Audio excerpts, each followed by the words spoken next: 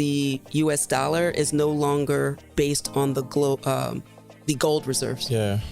We are based on the full faith and credit that when we say we're going to pay, we pay. Today, what is the date today? Today is the 29th. Okay, so in 2 days, 30th, rather. 30th, so tomorrow our government shuts down. Tomorrow people will be fired. Tomorrow bills won't get paid. What happens to our full faith and credit in the government that cannot pass a budget to keep our own government open? Oh. The noise was becoming so much, especially when Trump came to the White House for the second time. I heard for the first time Digital Asset Summit being held there. I started investigating about it and I realized it was not just about cryptocurrency, which is where the confusion has always been. Yeah. So as soon as you hear crypto, people start thinking, And then I started going deep into this, learning about it more and realizing that, okay, what are we doing in Ghana and in Africa as a whole? Yeah. The new technology kid on the block at that time was blockchain, but also this magic internet money. And I didn't understand it. I didn't know why, particularly coming from the United States, why have something other than a dollar that was working well. And so I didn't know what it would mean for me personally. But I also, as a lifelong learner and an educator, know that I had a responsibility to make sure that that next wave of lawyer was conversant in the space.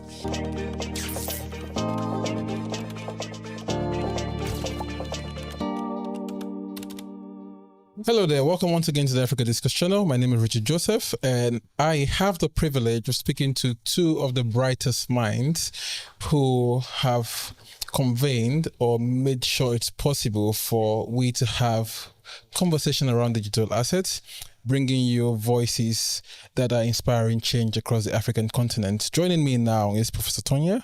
I didn't get your last name. Could you help me with that? Evans, Tonya Evans. Professor Tonya Evans and Mr. Peter Manso. Peter Frimpong Manso. DASA 2025, this is coming to you on the bylines of Digital Asset Summit Africa 2025, which was convened by Promac Elite, which is his organization.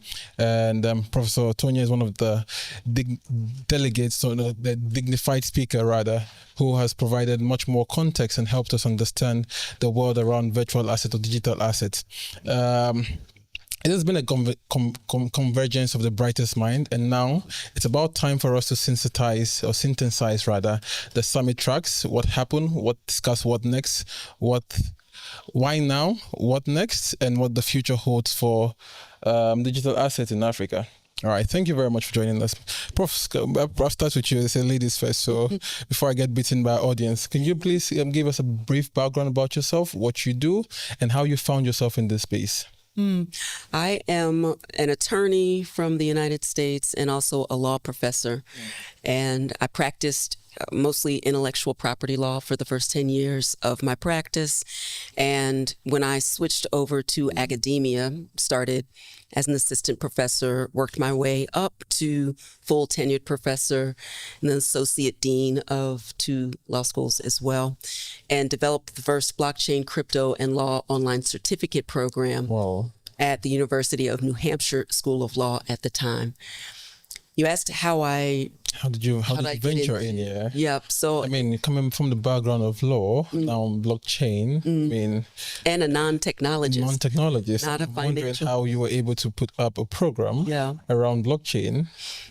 I read an academic paper in 2017 that was focused on the intersection of intellectual property and new technologies.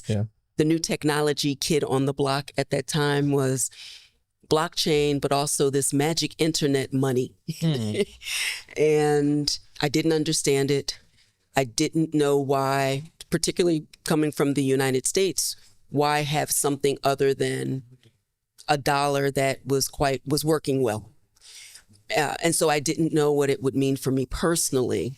But I also, as a lifelong learner and an educator, know that I had a responsibility to make sure that that next wave of lawyer was conversant in the space, that were positioning themselves to be ready for the legal jobs and the legal questions that weren't even being asked yet at the time, because that would put them at the head of the curve.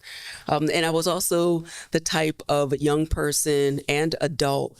I'm always the first adopter.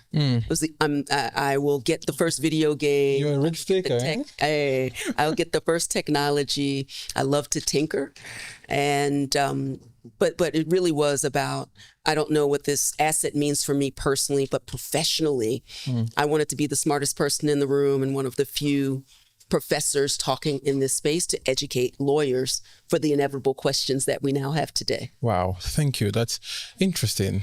I can see how the transition has been. And first and foremost, it came from a place of curiosity. And you're not risk aversive. You take on risks. Mr. Peter, let me come to you. You've been quiet for just a little bit, right? Could you maybe give us a background about yourself and then help us understand why a Digital Asset Summit Africa? Why choose to do this? Okay, thank you very much, Richard. And I want to also thank your company, Africa Discourse Channel, for teaming up with us to create this podcast and in a way helping us to reach out to those who were not able to make it to the summit and to hear more about what Digital Asset Summit Africa was all about. So my background is a very unique one. I was born here in Ghana. Okay. So I had my first degree at the University of Cape Coast, and at the time I was very fortunate to be the first 14 students who were selected to study BSc Tourism. Oh, Ghana at the time, somewhere in the mid-90s, were talking so much about tourism, and they were seeing it as the fourth highest exchange earner for the country. Yeah. And there was a need for them to then start educating the young people at the time to come up with ideas, understand what the whole industry is about, and be able to help the government to take advantage of the opportunities that tourism may bring. So I was a disappointed BCom student. When we talk about BCom, that's Bachelor of Commerce program. Yeah. So at the time, that was before the new educational system was introduced. You either go to University of Legon, especially when you are in the business or humanities, you go to University of Ghana in Legon to read BSc Administration, or you go to University of Cape Coast to read Bachelor of Commerce. And I think the cutoff was 6 at the time. And I had 8. So I missed the BSc Commerce narrowly. But then I did go in, and I still, one of the second respected programs at the time was social sciences, where you do either economics and sociology or any other subject, but economics was constant. So Professor Kobna Nim that you saw yesterday, we grew up together in Dansoman in Accra. Oh, I see. And we're in the same classroom at the University of Cape Coast, and also in the same hall at Hayford Hall. History. We've known each other for a long time. Just some few days to matriculation, I was going through my social sciences as normal. And they selected 14 students who relatively have good grades, but didn't get a BCom to study the tourism program, and I became one of them. So how did you transition now to organizing summits around? So I was building a story about my background because it's interesting. So after that, I had the opportunity to go to United Kingdom to study for MBA. Okay. But I was talking to the volunteers who were helping me yesterday. Most of them are university fresh graduates. And doing the MBA at the time wasn't making sense. But Ghana, when you study for MBA, they think you've got up there, especially when you're a business student, because I didn't have any work experience. So studying for MBA and gaining a qualification, who is going to employ you to do what? Because you cannot you cannot just become a manager, because you don't have any experience. Right. So fast forward that, I was fortunate to get a job to support when London won the right to host the Olympic Games. The area that I was living, which in Ghana here would be like district council, they were giving the opportunities to citizens there to be able to take advantage of the jobs that the Olympic Games were bringing. But that was one of the deprived areas in London. Yeah. So then the citizens have to be trained. So I became part of the people who were recruiting service providers. And the reason why I'm going here is that recruitment of the service providers, meaning bringing suppliers in place, but this time training providers. Yeah. That exposed me to procurement. I see. And I started enjoying it so much, and I'm like, why won't I study procurement? Then I apply again to go to University of Liverpool to study for MSc in Operations and Supply Chain Management, but specializing in procurement and sourcing. And that really, really has made me who I am today, because it's given me the opportunity to write journals, publications in respected journals about procurement. I've attended major conferences, and I've had high-profile roles, including being responsible for procurement for Fujitsu document scanners. So if you've heard of this Japanese company called Fujitsu, they have a separate business, fully owned subsidiary, but solely responsible for manufacturing and sales of document scanners. Right. And I took charge of their procurement activities in Africa and Europe. So I was looking at 4 offices: London, Madrid, Milan, and Munich. So that went on for a while. BP came to poach me as a global lead for sourcing and contracting. I did that for a while, and then the rest is history. But so now let me just come back to why digital assets. As I got exposed to the world economy as a whole, I was looking at what are the new emerging financial services products that are coming up. And if they do, what advantage is Ghana taking about? Because we are very slow in accepting new things, Ghana especially. And Ghanaians listening to you might not be so happy with that comment, but in time we are very. He said it. So he said it. That is perception, right? So do not be angry. You can attack him when you feel like. Okay, so we are very cautious, which is not. I think that's a better way to use. So I'll take the previous ones, but we are very cautious about, and sometimes we are cautious about taking certain risks. So we are very risk aversive. Exactly. So. But then I heard about this, and the noise was becoming so much, especially when Trump came to the White House for the second time. I heard for the first time Digital Asset Summit being held there.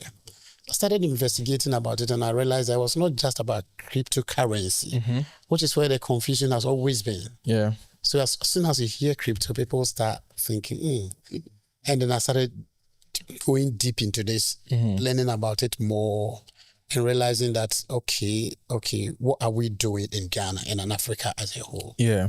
So this is where the whole idea of the summit was born. Right. Thank you so much. I think I enjoyed the ride you took us, the journey which you took us from how you started and how that shaped your mindset into what you've become now and why you put these together. So we're now going to delve deeper into the gaps, opportunities that define Africa digital assets ecosystem. Looking at R&D, talent development, fundings, and the likes. And I'm just going to pitch back to you, Prof. Tanya. What really are the research skills gap that are holding Africa back from adopting digital assets, or Africa from being a key player in the digital asset scene? So you can begin with a country in Africa. I don't think we're better represented on the road than the entire landscape, but what is really holding us back?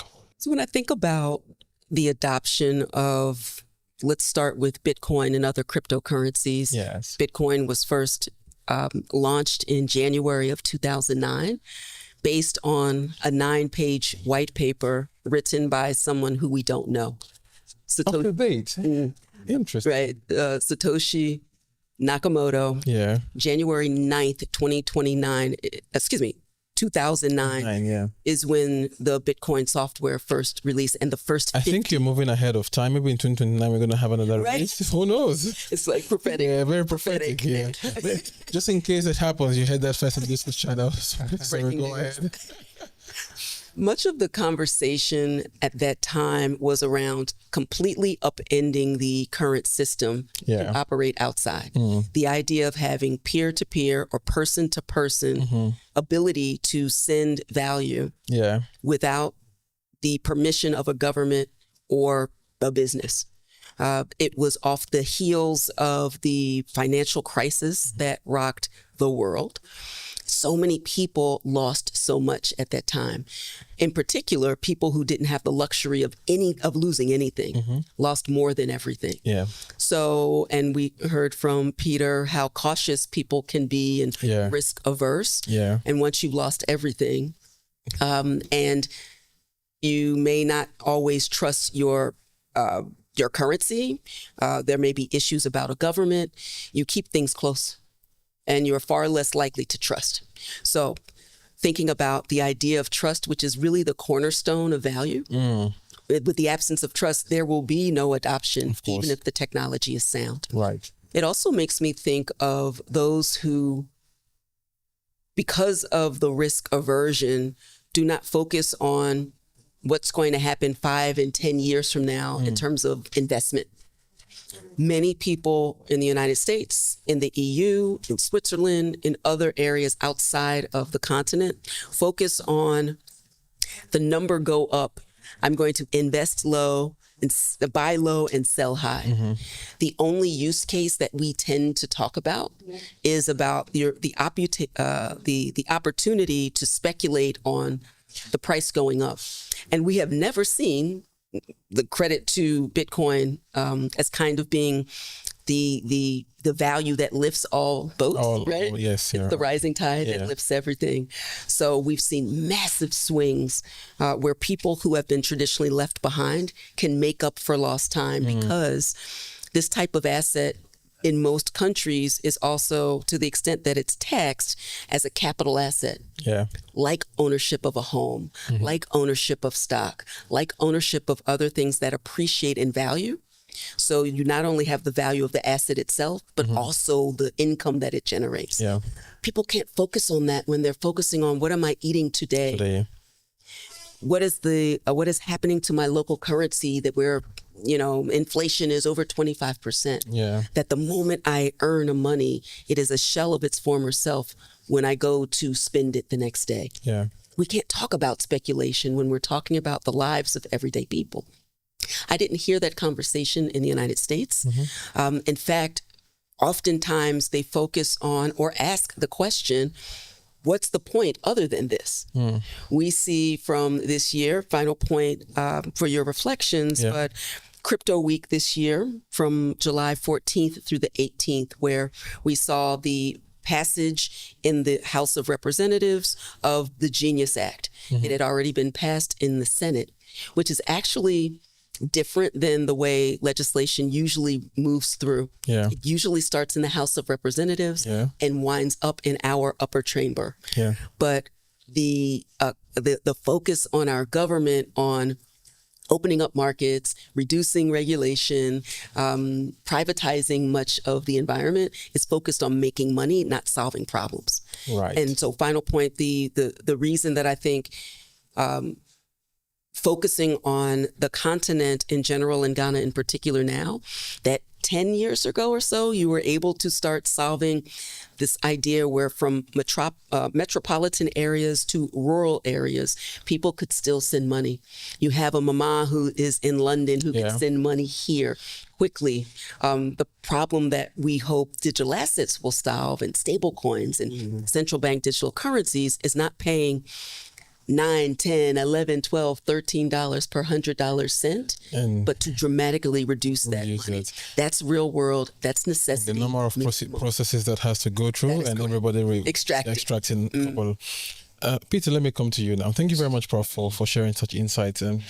Now, on the background of DASA, right, and she spoke just in the ending statement regarding Africa and the MAM, how would DASA, what promises from DASA would help affect everyday young Africans?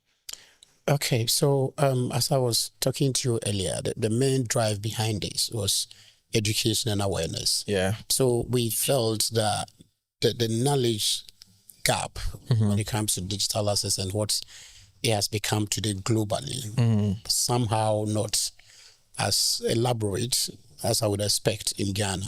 Yeah. So when I talk to friends back here, and you start raising this conversation, some of the friends will approach you with a great deal of skepticism. What is this guy talking about?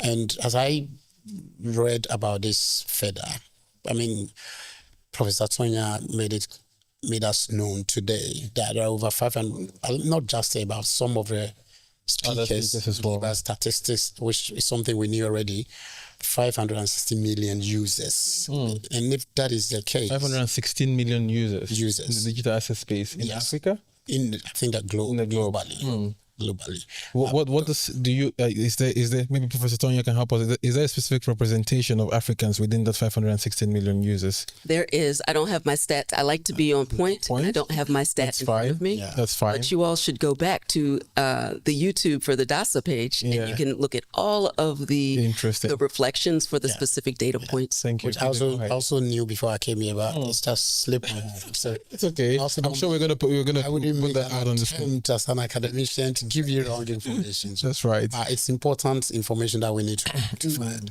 So, but Nigeria, interestingly, Kenya, South Africa, were taking bold steps to regularize the operations of this through various legislation frameworks they were putting together. And I had more or less like a cousin who was actually supporting us on DASA, telling me, because I'd heard information about, keep in mind I don't live in Ghana. Yeah. So, but I was always trying to catch up with stuff back home. And through my conversation with this person, I heard that Bank of Ghana was actually planning to introduce a legislation. This is some time back. Yeah. And then to buttress his point, he was able to share a policy document which was circulated, I think, August of 24 to stakeholders seeking input about this legislation. At that point, I realized that it's becoming, they are taking it serious here. What is it that I can do in my own small way to complement the efforts that Bank of Ghana is doing to help with the education and understanding of it? So that was the initial drive to put the summit together. And I think over the course of last few months, we've run a marathon race. It has been a very, very difficult undertaking. But I am also very proud of the support of Professor Tonya and others that I think we have been able to showcase something that we believe is going to help drive the conversation further. Right. Thank you so much, Prof. I'm just going to come back to you now. Talking about maybe tap into now where we are as governments in Africa, right? And we're talking about adoption, talked about trusts, and we realized that, of course, regulation has to play a key role for that to happen. And we see different laws, different policy frameworks from different government of Africa. Could you emphasize on the importance of why we need to have harmonized laws? And harmonization, so right, of the policies, right, to help improve digital adoption or adoptions for within the digital asset ecosystem? Someone during the summit spoke about all of the different currencies on the continent and how challenging it is to be involved in trade as you go across borders. Yeah. And how that hamstrings the ability to really move forward with power and confidence when that is happening. It's the reason, obviously, you see the euro kind of work in that particular region. It's not a one-to-one fit, for example, when you think about the United States, because we are a republic of states that have their own state laws, but ultimately also a federal system as well, and a unified monetary system where we also see currently, at least, that the United States dollar is the global reserve currency. I think there is a move here on the continent and around the world to de-emphasize reliance on the dollar, particularly given our political realities in the United States and how incredibly challenging it is with a very transactional government. And so it's the opportunity for African countries to reassess what an approach to economic empowerment, cooperative economics. Talk about that from like a Kwanzaa principle in the United States, but it really lends itself to a Pan-African point of view of moving with one voice, even though obviously every country has its own emphasis and focus. And so the idea of comparing, and back to your original question, you're asking about the development of legislation and policy. Yes. I give the background to set the stage of why I think there's such great opportunity to to watch what Bank of Ghana and the SEC and Parliament are doing to take the blessings and the learnings or the lessons from what has gone before. You get the opportunity to have a bird's eye view to say, this is what other countries have done, but with a Ghana first priority, we know that one, you already have the mobile money underlay. We already have the ability of regulators and banks working together, not against each other. Yeah. So you've seen other countries. The United States is an excellent example of those who fought tooth and nail, particularly under the last administration, where the SEC and our Commodities Futures Trading Commission, the CFTC, could not even agree on the category of Bitcoin. Is it a security or is it a commodity? Yeah. We lost years on that. Trying to figure that out. Your approach is quite different. Let's get at the table. We'll talk within the Bank of Ghana, and we will also talk with respect to Parliament and everywhere, but we will speak ultimately with one voice because you have a very clear goal. Again, and I come back to these 3 points, and I emphasize this both in my keynote and also in my closing remarks, the necessity of not just remittances, but primarily remittances, but also point of sale and all of the ways that you can connect local currency to global realities comes from going beyond the local currency, but also digitizing it, making it and opening up to global markets through stable coins and the role that a government will have.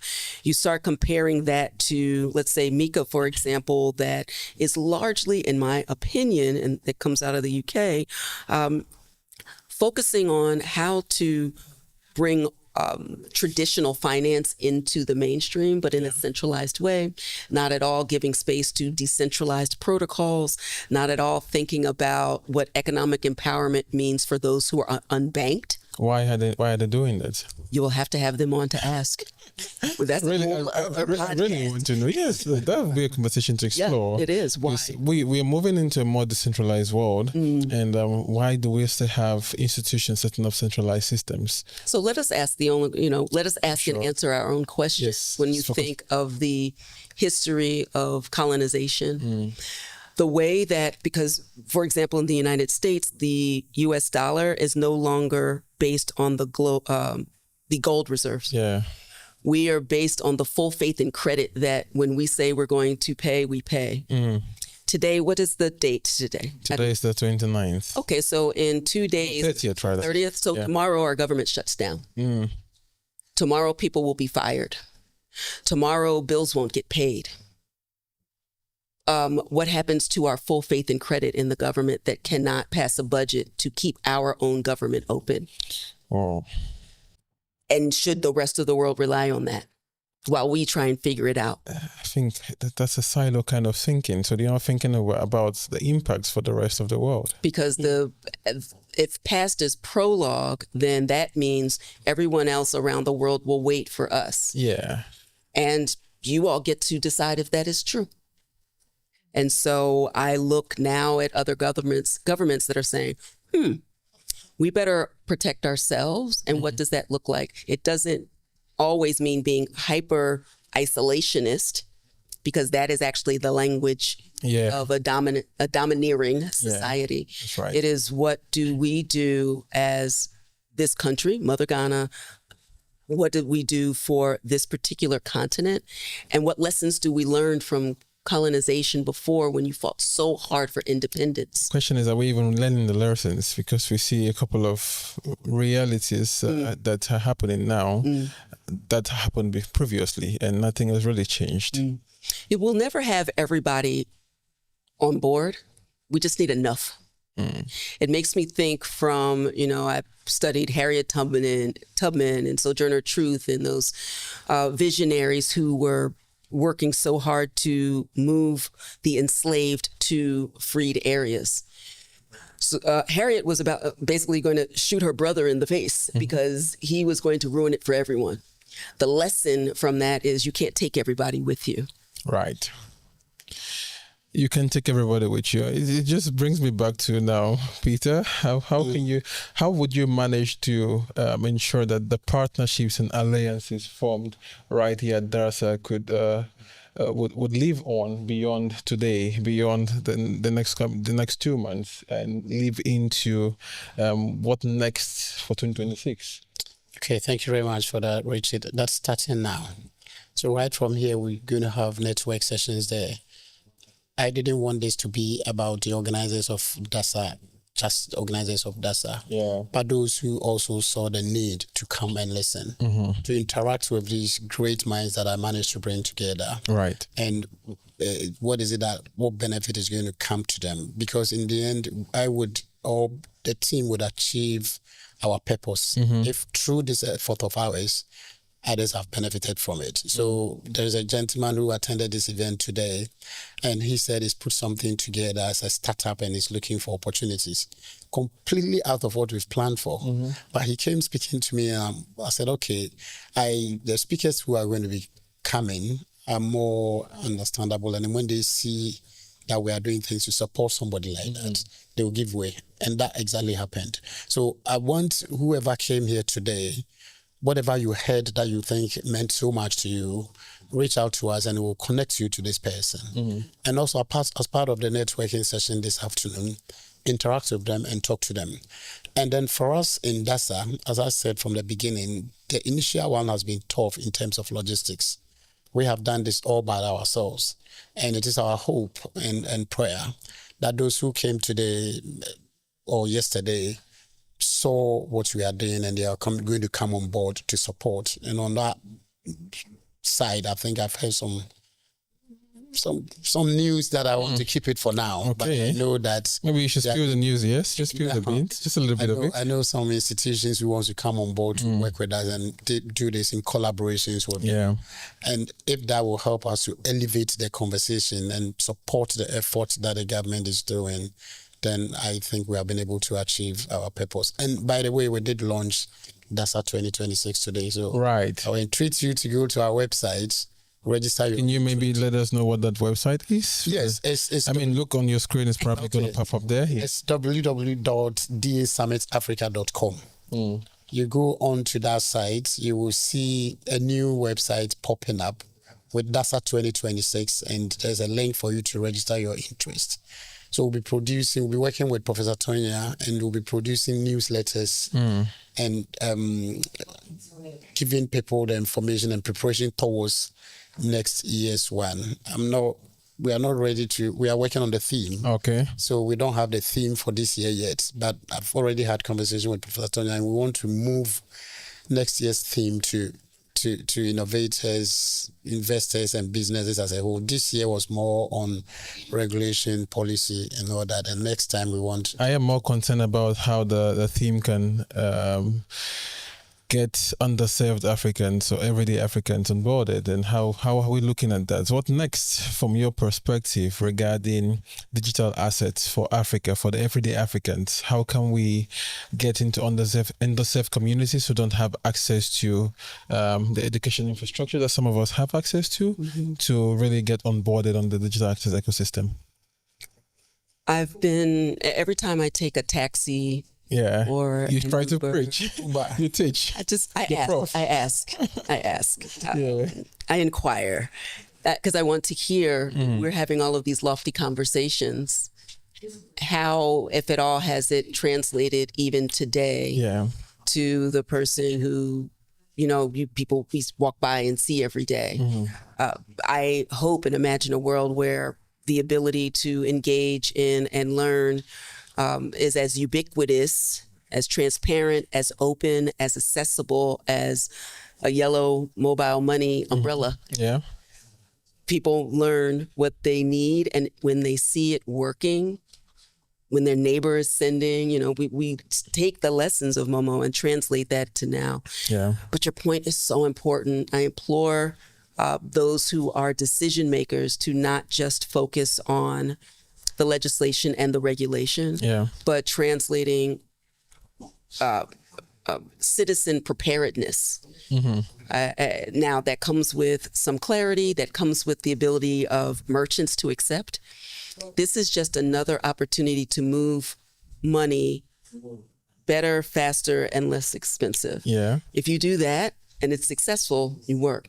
We see other countries that has moved forward. I told the cautionary tale of the e-Naira, for example. Great, elegant solution, but not a lot of adoption. There was no translation. I think the Ghanaian government is trying to do something around that as well.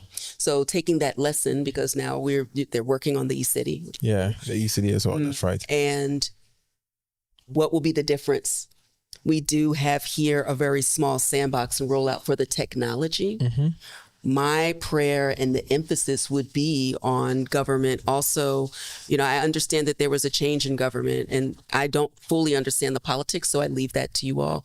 But I know that if in the educational layers, having this topic as one of many topics within, from primary on, would be a wonderful way. That would be wonderful. Yes. But that is a vision that we are here to see clearly, and it takes a lot of political will and political power to implement I leave that to you all, but we believe. I think it all begins with us as humans, as persons, right?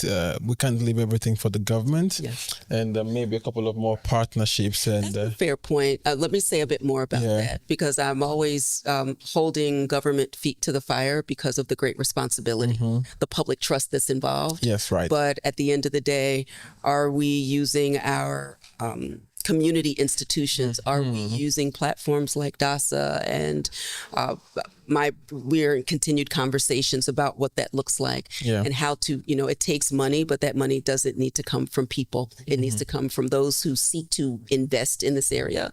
No company, no business should be allowed to invest here without investing in the education. Right.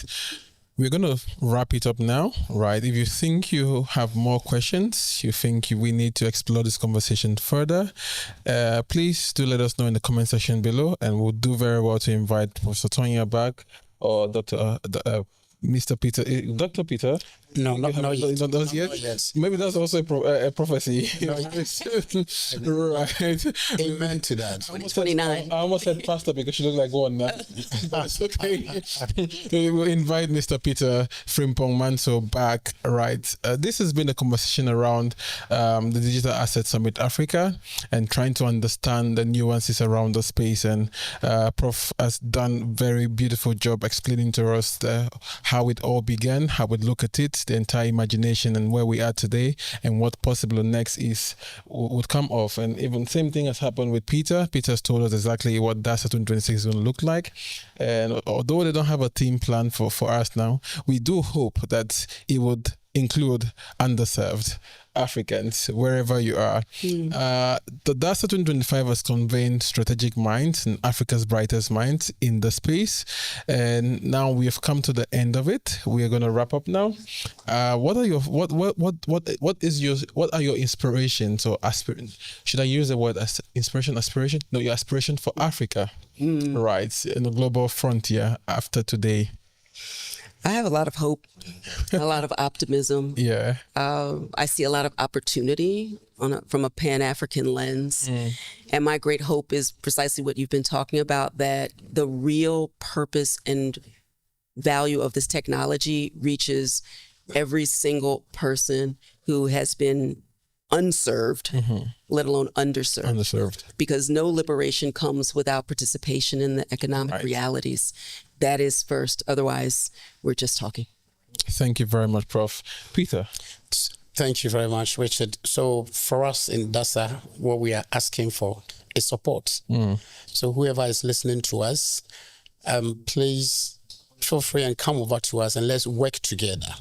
Because from the consensus so far, we would want to believe that we have started something bigger, even more than we thought. And yesterday was refreshing to hear from the Deputy Director General from Securities and Exchange Commission mentioning that they are happy to work with us. Right. Not just him, all the various institutions have mentioned their readiness, but we want to go beyond that.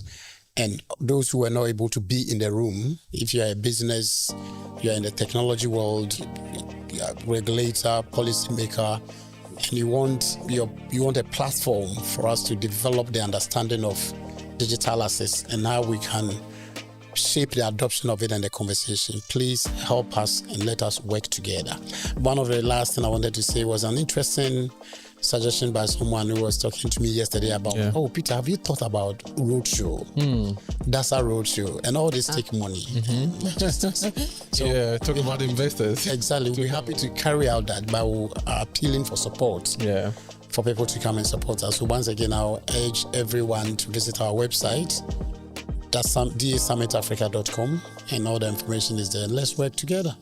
Thank you so much, and thank you so much, Prof. This has been the Africa Discourse Channel, your gateway to conversation shaping the future of Africa.